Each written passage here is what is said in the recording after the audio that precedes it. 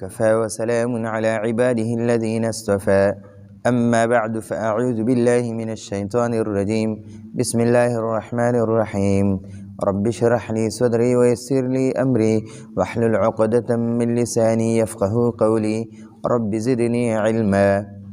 خجي إن شاء الله نن به حروف جاره چې کوم مونږ ویلي دي په دې کې څه حروف جاره داسې دي چې هغه به مونږ ضمایر سره لګو او ضمایر ما تاسو ته ویلي درې قسمه ضمایر دي.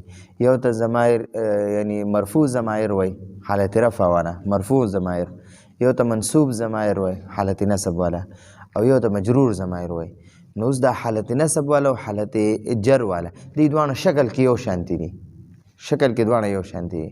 او حالت رفع والا ښکاره دی مونږ ویلو هو هما هم، هي هما هن، انت انتما انتم، انتی انتما انتن، انا نحن. دا حالت رفع والا دي. حالت نصب او جر دوانه د هو په ځای باندې هو راځي، هو هما هم، ها هما هن، ک کما کم، کی کما کنا، یا او نا. نو دا ضمایر چې دي کنه دغه یو حالت نصب والا دي، نو هغه به یو فعل سره متصل راځي، ٹھیک شو، او یو چې ځان له منفصل راځي، او یو اوس زمونږ حالت جر والا پکار دي، مجرور پکار دي، مجرور ضمایر. نو مجرور ضمایر چې دي هغه به همیشه متصل وي، یا به مضاف سره متصل وي او یا به چې حرف جر سره متصل وي، دا به همیشه لا دوانه متصل وي، ٹھیک شو. نو اول هغه ضمایر یو نظر وګورئ چې حالت رفع نصب دوانه والا زمونږ مجرور پکار دي. نو ګورئ جی هو هما هم، ها هما هن، او دا د غایب دي جی، دا دوه دا درې د غایب مذکر او پسې د اخکات درې د غایب مؤنث. اوس د حاضر دي کا باندې چې صبر وي نو مخاطب چې دا هغه به مذکري، کومه کوم، کی اوس د مؤنث لپاره دی، کومه او کنا. او یا نه ده، دا یا ضمیر دا به کله ساکن راځي او کله به زبر سره راځي، کله به ساکن راځي کله به زبر سره راځي. او یو چې دی نا دی، دا نا چې دی نو دې دواړو ته متکلم والا وایي. دا واحد متکلم مذکر مؤنث دواړو راځي، دا تثنیه او جمع متکلم، واحد متکلم تثنیه او جمع متکلم. نو دی ما تاسو ته وی چې دی به دغه راځي متصل راځي، همیشه به دی متصل وي، حالت جر والا ضمایر به همیشه متصل وي، ٹھیک شو. نو اوس جی دا هي هما هن چې دي کنه هغه حالت رفع والا دي، د هي په ځای باندې دلته ها راغی، ها هما هن. نو موږ سره دغه پکار دي، مجرور پکار دي، نو موږ به د هي په ځای ها استعمالو، ٹھیک شو. او د هو په ځای به هو استعمالو، او د انت په ځای به کا استعمالو، انتما کوما، انتم کوم. او د انتی په ځای باندې به کی استعمالو، صرف کی. او کوما به چې دی دا د انتما په ځای، او انتن په ځای به کن استعمالو، او انا په ځای به یا استعمالو، او نحن په ځای باندې به نا استعمالو. نو دا ضمیر مجرور متصل دی، دې ته ضمیر مجرور متصل وای. متصل ورته ځکه وایي چې دا به یا مضاف سره به متصل وي او یا به دا دغه سره متصل وي، حروف جاره سره، دې دوه سره. ځکه چې مرفوعات نه دي، مرفوعات کم اسما چې مرفوع راځي نو هغه اته دي، او منصوبات چې کم اسما حالت نصب کې راځي هغه 12 دي، او مجرورات چې کم په حالت جر کې راځي 2 دي، یا به د مضاف د وجه حالت جر کې وي او یا به د حرف جر د وجه نه په حالت جر کې. پوه شو بي. نو اوس دې سره به مونږ ضمایر استعمالو، چې څنګه ما تاسو ته ویل با جاره ده، با جاره دا دې ضمایر سره به حروف جاره دا جاره استعمالو. ما تاسو ته ویل د با جاره همیشه په زیر وي او معنی دا په اردو کې کیسات او پښتو کې د سره، ٹھیک شو. نو زوی مې بی زیدن، بزیدن، زید سره، زید سره. اوس د دې زید په ځای زه د دې زید د پاره ضمیر استعمالوم، نو به مونږ به وایو دا هو ضمیر بوله راولو بی او هی ها باندې به کړي زیر راشي ځکه ما تاسو ته مخکې ویلي دا هو نه ده هو د ده نه مخکې چې کله زبر یا پیش وي که نه نو په دې هو باندې به الټا پیش راځي او عمده هو ده د ده نه مخکې چې کله زیر وي ټیک شوه نو د ده باندې به لاندې کړي زیر راځي اوس وګوره د ده نه مخکې با باندې زیر دی که نه په دې کړي زیر راغی او بل مې درته ویلي چې کله په ده باندې دغه وي ده د ده نه مخکې یا ساکن وي یا ساکن نو په ده به دا سیده زیر راځي او کله عمده هو ده چې د ده نه مخکې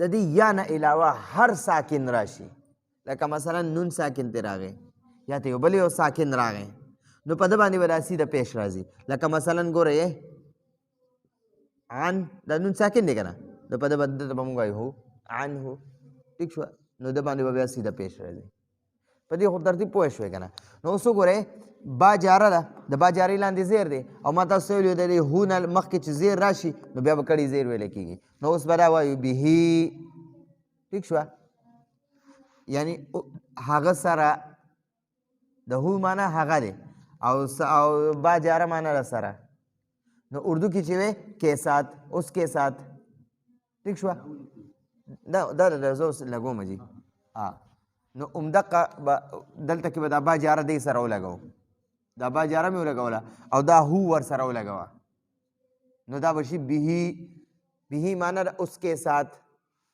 ها دا اوس هما دی نو ما تاسو ته یو بله قاعده هم پکې ویلې وه دا هما هم او هن د دې نه مخکې چې کله زیر والا حرف راشي که نه زیر والا حرف د دې نه مخکې چې زیر راشي نو دا هما نه دی دا به بیا هما ویلی کېږي او دا هم چې دی دا بیا هم ویلی کېږي معنا به هماغه وي جي او د هن نه دا به هن ویلی کېږي هن ټیک شو جي اوس دا هما نه دی هما د دې مطلب دا دی با معنا د کې سات که نه سره او زه وایم بزید و حامد یا بو بزید و بحامد ٹھیک شو زید اور حامد کے ساتھ اس د زید اور حامد دوانو د پارا هما ضمیر راوالا بی هما ما ہوتا سوی ہے هما نمک کی زیر وی بیا بوے بی هما ان دونوں کے ساتھ اغی دوانو سرا با جارتو لگوا هما بی هی هغه سرا اول به د مجرور معنی کې ها سرا د هغه بنوي ها هغه سرا بی هما هغه دوانو سرا بی هم هغه ټولو سرا بی ها هغه مؤنث سرا هغه سرا مونږ داسې وایو کنه هغه سرا چې مذکر هغه د پر مونږ وایو هغه سرا او چې مؤنث هغه د پر مونږ وایو هغه سرا نو دا به مونږ داسې وایو هغه سرا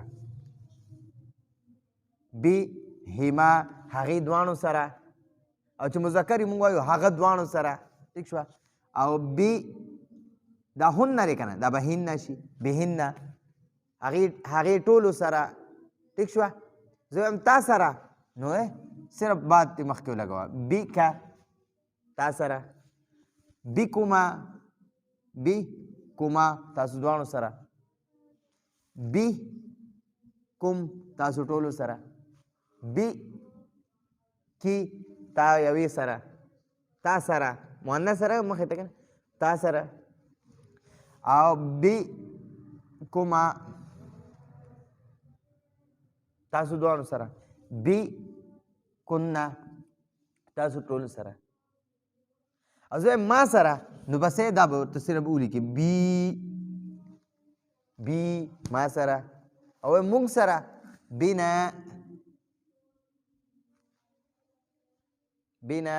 مونږ ټولو سره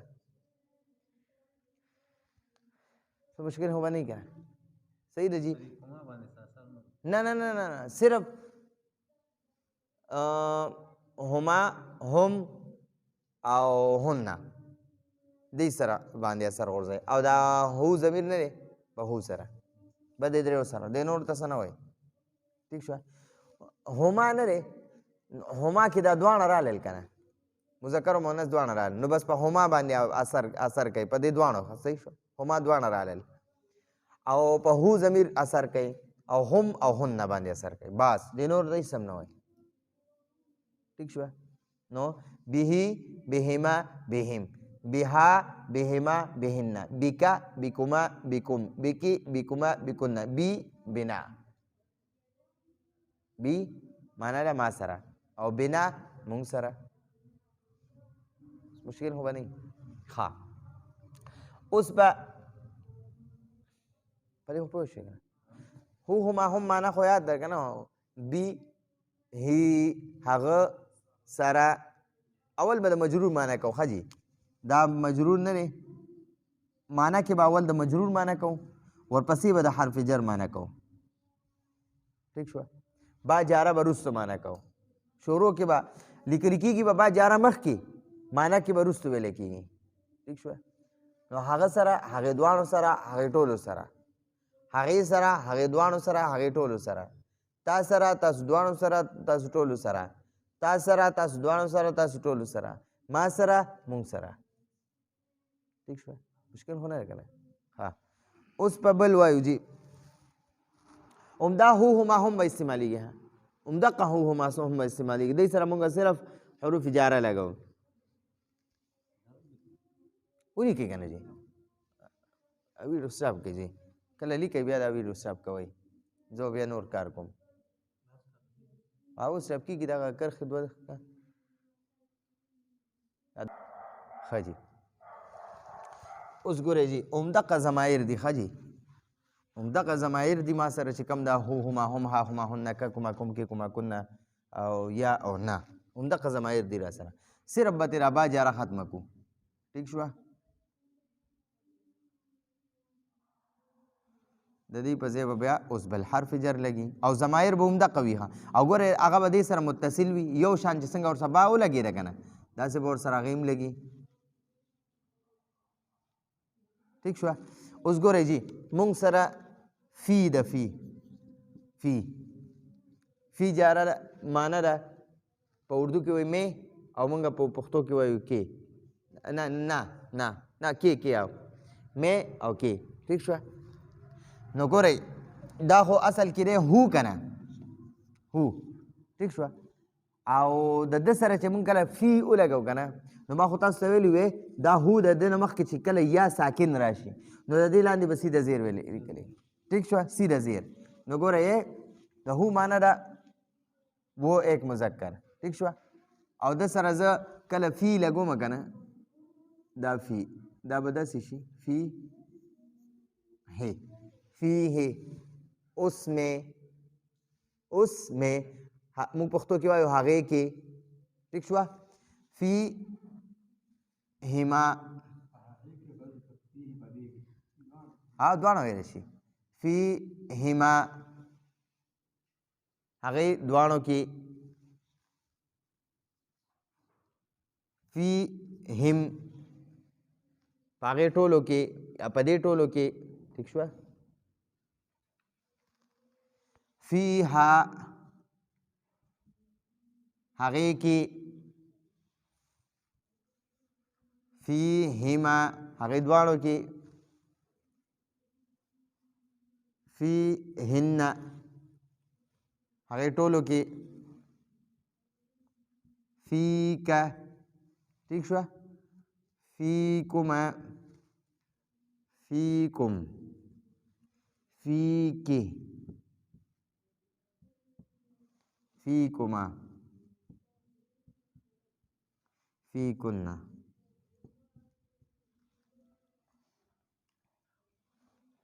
دغه ځای ته وګورئ جي فیکن پورې دې ځای ته وګورئ بیا مخکې لیکئ جي دې ځای کې یو مسله پکې راله اوس ورته ګورئ جي دلته کې دا یا ساکن خپل هم ده که نه ٹھیک شوه او یو ګوره دا یو دا یا خپله ده یا ساکن او یو مونږ سره د فی یا راله ٹھیک شوه مونږ سره اوس دوه یاګانې رالې اوس په ورسره څه کوو ټیک شوه. نو ګورئ دا دواړه یو شانتي دي که نه، دا دواړه مونږ دې ته وایي دا دواړه حروف چې دي دا د یو جنس دي. مطلب دا دی چې دا دواړه یو شانتي دي. اوس وګوره با ده که نه، با او با دا دواړه یو شان دي که نه، د یو جنس دي. دال او دال د یو جنس دي. تا او تا د یو جنس دي. جیم او جیم د یو جنس دي. نو چې کله داسې د یو جنس دوه حروف راشي که نه، لکه یو شان دوه حروف راشي، نو مونږ دا او دا دواړه یو کو او شد پې واچو. ټیک شوه. دا دواړه یو کو او شد پې واچو. دې دواړو نه یو ولیکو او د دې شد مطلب دا دی چې دا ټکي دوه ځل دي. ټیک شوه. دې دواړو کې یو باندې شد واچو. ټیک شوه. او په دې اخري چې کم حرکت وي که نه، که په اخري زبر وي نو زبر به پې واچي، په شد باندې به بیا د پاسه زبر ولګي. که په آخري زیري نو زیر به پې واچي، که په آخري پیش وي نو پیش به پې واچي، خو جزم پې نه راځي. ټیک شوه. او ګورئ ما تاسو ته وي دا یا چې د جزم سره هم راځي زبر سره هم راځي که نه، نو اوس د دې دا زبر زموږ دلته په کار راغی. ګوره دلته دا اولنۍ هم یا ساکن ده که نه، او دا بل هم یا ساکن شوه. نو ما تاسو ته ویلي دا متکلم یا کله ساکن راځي کله زبر سره راځي، نو دلته به اوس موږ سره زبر سره راشي. نو د دې دواړو نه به یو یا جوړه کړو، نو دا به داسې شي دا یو مې ترې جوړه کړو، شد مې پې واچو. ټیک شوه. او د دې فی لاندې مې خپل زیر ولګو. او ګورئ ما تاسو ته ویلي دا یا متکلم زبر سره هم راځي جزم سره هم راځي، نو دلته به پې زبر ولګي او فی یا. ټیک شوه. او بل دا بل چې دی دا آسان دی، فینا والذین جاهدوا فینا لنهدینهم سبلنا. څوک زمونږ په لاره کې زمونږ د دین دپاره مجاهدې کوي، الله پاک مونږ ورته لارې کولاو.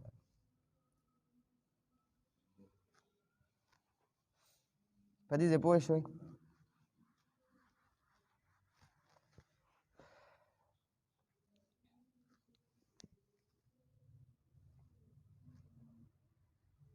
فیه، فیهما، فیهم. فیه معنی ده په دې کې یا په هغې کې، دواړه معنی کولی شي. فیهما په هغې دواړو کې، فیهم په هغې ټولو کې، فیها په هغې یوې مؤنث کې، فیهما په هغې دواړو کې، فیهن په هغې ټولو کې، فیکا، فیکما، فیکم، فیکی، فیکما، فیکنا، فیه، فینا. ٹھیک شوه. دا همدغه ضمایر دي ها، مجرور ضمیر به حرف جر همدغه دي.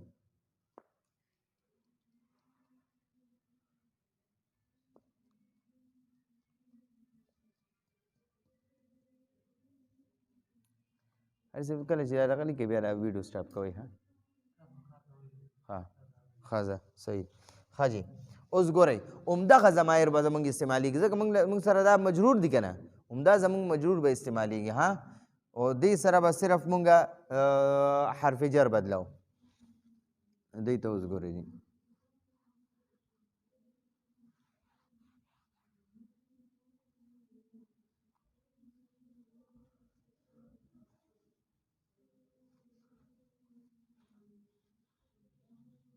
ها ګورئ جي مونږ سره یو بل حرف جر دی، د هغې نوم دی من.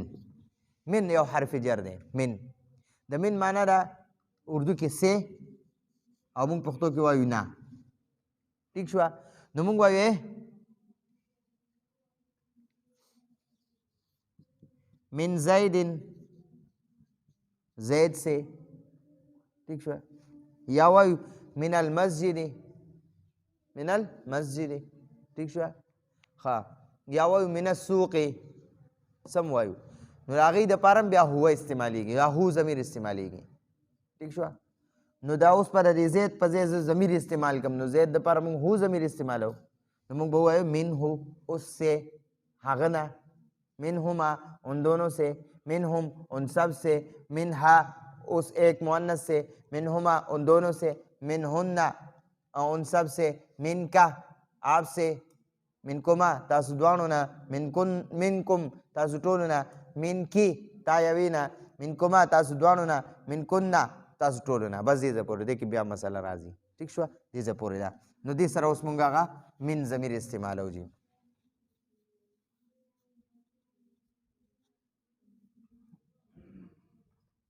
من او ګورئ جي ما تاسو ته ووي که نه دا هو ده که نه، هو دې خو یو نظر ګورئ، د دې هو نه چې مخکې د یا متکلم نه علاوه هر یو حرف ساکن راشي نو په ده به پیش راځي. که یا متکلم راشي که نه نو بیا به په دې هو زیر راځي، سیده زیر به راځي. اوس وګورئ دلته کې د دې یا متکلم نه علاوه د دې یا ساکن نه علاوه دلته کې نون راځي نو اوس په ده سیده پیش راځي. نو من هو اوس سے هغه نه، من هما هغه دواړو نه، من هم هغې ټولو نه، من ها هغې یوې نه، من هما هغې دواړو نه، من هن هغې ټولو نه، من کا ستانه، من کما تاسو دواړو نه، من کوم تاسو ټولو نه، من کی تا یوې نه، من کما تاسو دواړو نه، من کوم تاسو ټولو نه. ٹھیک شوه؟ دې ځای پورې ورسېدی جي. اوس بیا پکې بله یو خبره راله. دلته کې من راغی، من ساکن دی او دا یا متکلم هم ساکن ده، دوه ساکنان یو ځای شو. دا یا ساکن چې ده که نه دا وایي چې یاره زه د دې نون ساکن نه منم، او دا نون ساکن وایي زه د یا ساکن نه منم. د دواړو خپلو کې جګړه ده. اوس په څه کېږي چې د دوو قومونو جګړه وي نو درېمګړی پکې جرګیز راځي که نه، اوله فیصله کوي که نه، نو دلته کې به یو نون راشي هغې ته نون وقایه وایي. ټیک شوه؟ نو هغه نون به راشي نو بیا به د دې دواړو خپلو کې روغه وکړي. نون وایي چې یاره زه څه به ته ومنې او څه به دا ومني او نور کار به زه وکړم. ټیک شوه؟ نو اوس د دې دواړو په منځ کې به هغه نون راشي، نون صاحب به راشي جرګیز، او هغه به د دې دواړو په منځ کې فیصله وکړي. ټیک شوه؟ نو هغه وایي چې یاره ټیک د ستاسو دواړو یو بل سره نه لګي، خو بس زه به ستاسو په دې دواړو منځ کې کښېنم، بس یو به رانه یو طرف ته یو به بل طرف ته، بس یو بل باندې به نه لګوي. ټیک شوه؟ نو ګورئ هغه نون چې دی که نه هغه به زیر سره وي. دې ته نون وقایه ضمیر هم وایي که نه. ٹھیک شوه؟ نو دا هغه نون وقایه دی. ښه دا نون چې دی که نه جي دا په خپله زیر دی او یو د دې من دا خپل نون شو. وګوره اوس د یو ذات دوه حروف شو که نه، یو شان دوه حروف شو که نه. نو ما تاسو ته ویلي چې یو ساکن وي او دا دویم متحرک وي. که زبر وي نو د دواړو نه به یو جوړ کړي، او که په آخري باندې زبر به لګي، او که زیر به لګي، او که پیش به لګي، او غیا ضمیر به ورسره ولګي. نو دا به څه شي جي؟ مني. من دا من نون مشدد کو ځکه دا نون مقصد دوه ځل راغی او دا نون وقایه ضمیر پکې راغی. نو مني معنا. ټیک شوه؟ او بل دا ګورئ داسې دلته کې یو دا من راغی او یو دا نا ضمیر متکلم دی. ټیک شوه؟ نو بیا دواړه د یو هر جنس رالل، نو بس به د یو دا چې کوم ضمیر والا دی که نه په ده باندې به مونږ دغه ولګو، شد ولګو او هم د ده دا حرکت په ولګو. نو دا به شي منا. اوس پې ذهنګار وکړو دا نون ساکن په دې نون متحرک کې مدغم شو که نه، او که نه زه لږ اسان الفاظو کې وایم که نه. نه دا دغه دی، دا نون او دا دواړه نون یو دي. دا نون وقایه ضمیر په دې من او په دې دغه کې راځي، او یا متکلم دې دواړو منځ کې راځي، منا. ٹھیک شوه؟ یو کار به تاسو ته حواله کړم نو لږ به اسانه شي، یو به تاسو ته شي یو لږ به اسانه شي. څنګه من دی که نه داسې عنم دی، عن، او د عن معنی هم داسې نه. ٹھیک شوه؟ عنه اس سے، عنهما ان دونوں سے، عنهم ان سب سے، عنها اسے ایک مؤنث سے، عنهما اگر دوانو نا، عنهن ان سب سے، عنکا ستانا، عنکما تاسو دوانو نا، عنکم تاسو ټولو نا، عنکی تا یوې نه، عنکما تاسو دواړو نه، عنکن تاسو ټولو نه. څنګه دا مني و که نه هغه به عني شي، مني او بیا دا مني دي هغه به عني شي. عن هلته کې نون ساکن او یا متکلم ساکن راځي که نه، او دلته کې من کې هم دی، په عن کې هم دی او په من کې هم دی. نو په عن کې به هم یا دا نون راځي او په دې من کې به هم دا نون راځي. او عنا عنا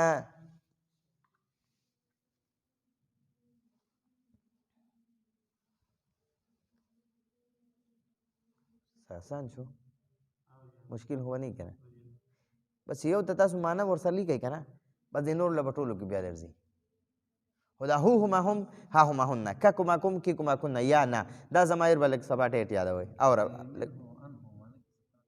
ما تاسو ته بل ورځ ویلو که نه، دا عن چې چا نه مونږ روایت کوو تقریبا بیا به مخکې په دې کې خبره کوو، چې چا نه مونږ یو خبره نقل کوو نو هغه نه به مخکې به مونږ وایو یاره عنه عن، ٹھیک شوه. او چې چا د مونږ د یو بل څه باره کې تذکره کوو نو بیا به من وایو، ٹھیک شوه. او دا عن چې دی که نه دا ضمایرو سره مونږ وایو رضی الله عنه، عنه الله دې راضي شي، عنه هغه نه. او چې دوه کسانی عنهما رضی الله عنهما، چې ډېر کسانی رضی الله عنهم، چې یوه صحابیه وي که نه نو بیا هغې لپاره مونږ وایو رضی الله عنها. مونږ به ډېر خلک هم لیدلي هغه د صحابي دپاره هم رضی الله عنه وایي او د صحابیه دپاره هم رضی الله عنه وایي. نو رضی الله عنها پکار دی. او چې دوه صحابیات وي رضی الله عنهما، او چې ډېرې صحابیات وي رضی الله عنهن، ٹھیک شو.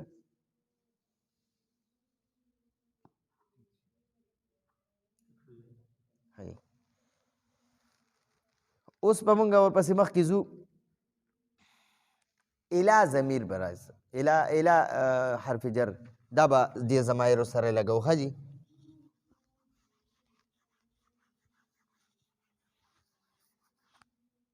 د الا ضمیر معنا ده کی طرف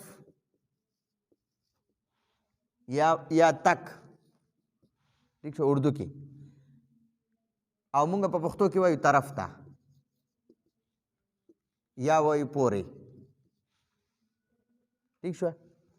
نو ګورئ جی اوس په دا الا نه دی، ما تاسو ته بله ورځ هم یاد شي نو ما تاسو ته ویلي وو که نه په حتا کې یو خبره ما تاسو ته کړې وه، د دې حتا شو علا شو الا شو، په دې کې مې راته یو خبره کړې وه. دا الا نه دی، الا دا چې مونږ بل لفظ سره لګو که نه نو دا کړه زبر نه دی، دا به پړه زبر شي، دا به داسې شي. علا نه دی، دا علا ده، دا علا دا کړه زبر نه دی.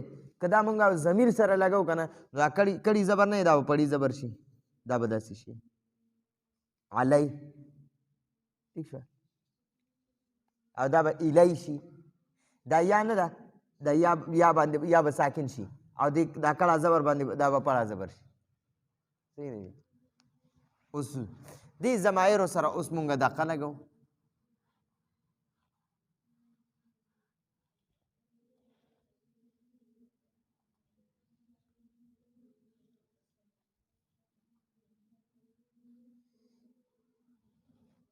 ښه جي، دې ته اوس یو نظر وګورئ جي. الا معنا ده پورې یا طرف ته. زه وایم الا زید، زید طرف ته، یا وایو الا المسجد، مسجد طرف ته. دلته کې دا لام نه دی، دا د بل لام سره وتړلی شو نو کړه زبر پړي زبر شو، ٹھیک شو. نو الا المسجد مسجد طرف ته، یا مسجد پورې یا زید پورې یا الا المدرسة مدرسې پورې، ٹھیک شو. اوس زه وایم د دې هو ضمیر د زید په ځای باندې هو ضمیر استعمالوم نو موږ به وایو الیه، الیه. دا ګورئ ما تاسو ته ویلو د ها ضمیر نه مخکې چې یا ساکن وي که نه نو په دې به کړي زیر راځي. لکه څنګه فی کې یا ساکن ده که نه، هغې نه پس فیه، دغه شان الیه، الیه معنا ده هغه طرف ته یا هغه پورې، دواړه معنا کولی شي. نو دا هو ضمیر نه دی، دا به اوس موږ داسې ولیکو جي.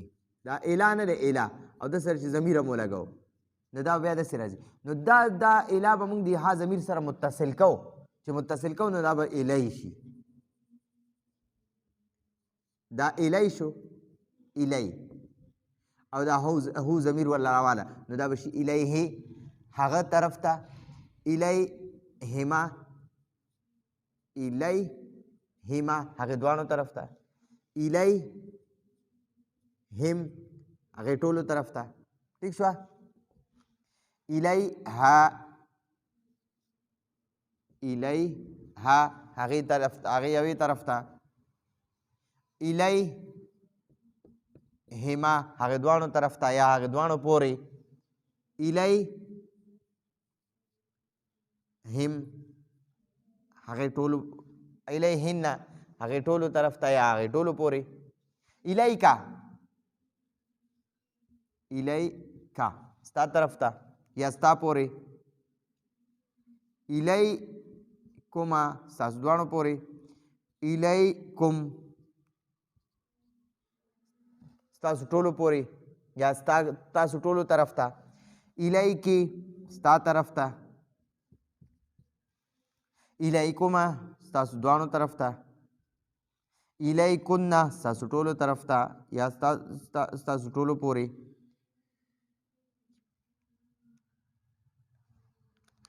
اوس ګورئ جی، اوس په دې اله کې خپله هم یاده که نه، وقه وختینۍ خبره راغله په الی کې، اله کې را خپله یاده او یو دا یا متکلم راله، دواړه د یو جنس رالی.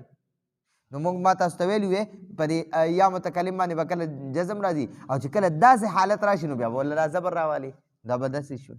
نو اوس په دا دواړه مشدد کې او دا اله به ورسره ولګې نو دا به داسې شي الی یا، الیه زما طرف ته. ٹھیک شوه؟ او دا به شي الینا زمونږ طرف ته، دا به شي الیه، الیه. ٹھیک شوه؟ او دا به شي الینا.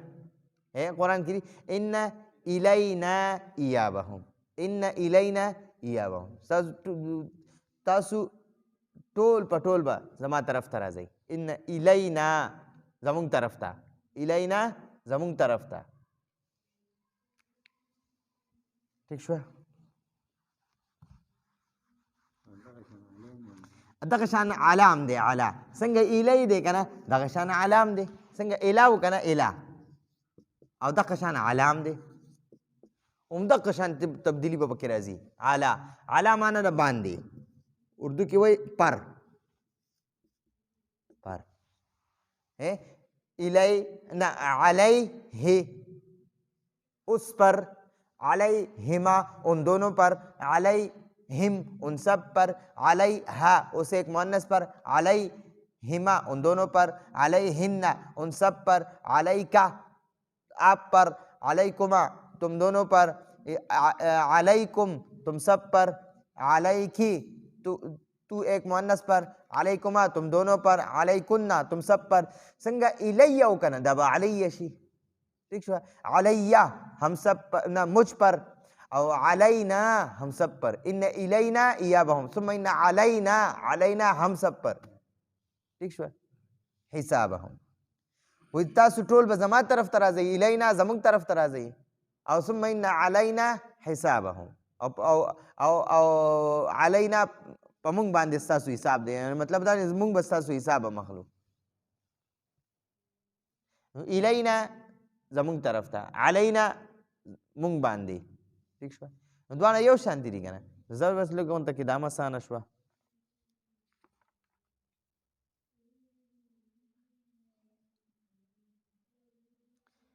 ٹھیک شو جی؟ اوس په یو لام جاره پاتې شو، باس ضمایرو سره نور حروف جاره نه لګي، لام جاره پاتې شو. د لام جاره لام جاره ما تاسو ویلي همیشه به زیر سره وي، خو چې اسم ظاهر سره وي، چې کله دا ضمیر سره راځي نو بیا به زبر سره راځي. د لام جاره معنی ده کې لیے، او یو مونږ وایو کا کې هی ملکیت معنی، ملکیت دا هغه ملکیت والا ده، تملیک، تملیک معنی. ٹھیک شو او دا کا کې کی فور انګلیش کې وایي فور ٹھیک شو او مونږ پښتو کې وایو د پاره مونږ داسې دی لی زیدن زید د پاره یا د زید کا یا زید کے لیے ٹھیک شو که د تملیک معنی اخلي نو زید کا او کنه دا بل معنی اخلي نو زید کے لیے اوس د دې زید په ځای زه ضمیر اخلم نو اوس وګوره د لام دا اسم ظاهر دی که نه زید ښکاره نوم دی که نه نو د ده نه مخکې چې کله لام جاره لګېدو نو خپل اصلي شکل کې راغی زیر سره او اوس چې د دې زید په ځای زه ضمیر لګوم که نه ضمیر راواخلم نو بیا به په دې لام جاره چې کوم زیر والا دی که نه په ده به زبر راځي دا بیا ویلی کېږي لهو اوس کے لیے او ما تاسو ته یو قاعده ویلې وه چې د هو نه مخکې زبر یا پیش وي نو په دې هو باندې به الټا پیش لیکلی کېږي نو دا به داسې شي لهو اس کے لیے ٹھیک شوه یا اس کا لهما ان دونوں کا یا ان دونوں کے لیے ٹھیک شوه دغه به ځان وبه لیکو چې دغه کې راشي که نه ریکارډ کې راشي بیا ملګري که چېرته بیا ګوري بعض زمونږ ملګري غیر حاضر وي که نه نو هغوی به انشاءالله فایده به ترې ورله کېږي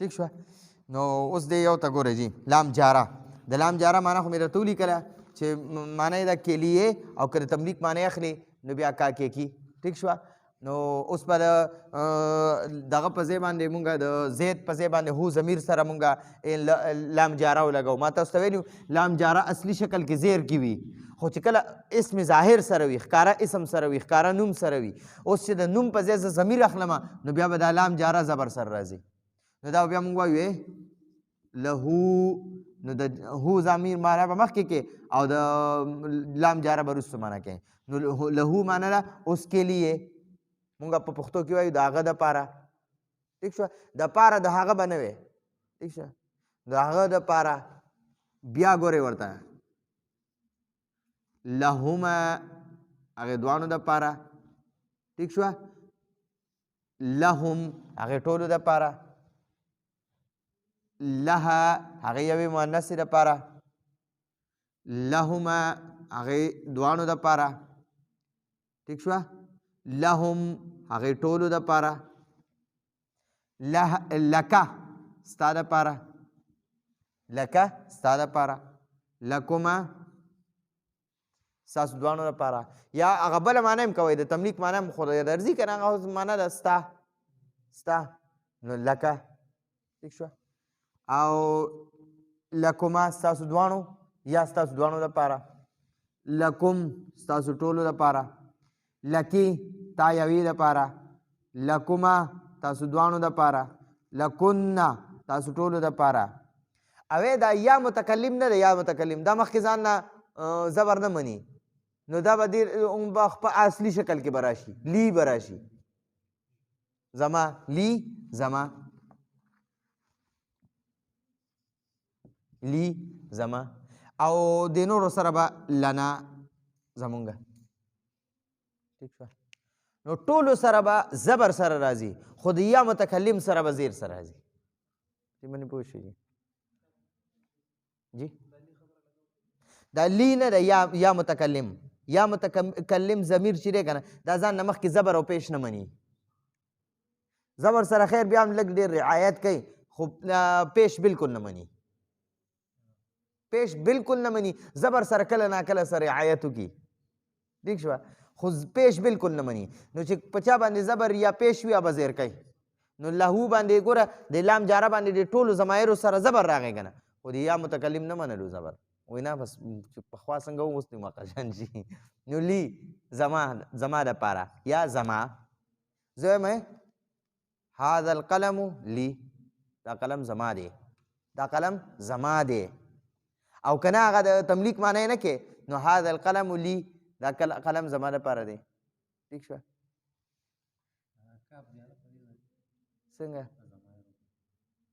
مثلا کاف جاره نه بس ختم. دا چې کم ضمایر سره حروف جاره راتلل کنه هغه دا ټول شو چې کم ضمایر سره راتلل. دا نور چې څونه لیکلي ضمایر سره راځي واحد دا راتلو ضمایر سره دا چې کم میرا ته ولیکل. ٹھیک شو نو ان شاء الله دې باندې به اکتفا وکړو. هذا هو المرام والله اعلم بحقيقة الكلام. سبحان ربك رب العزة عما يصفون وسلام على المرسلين والحمد لله.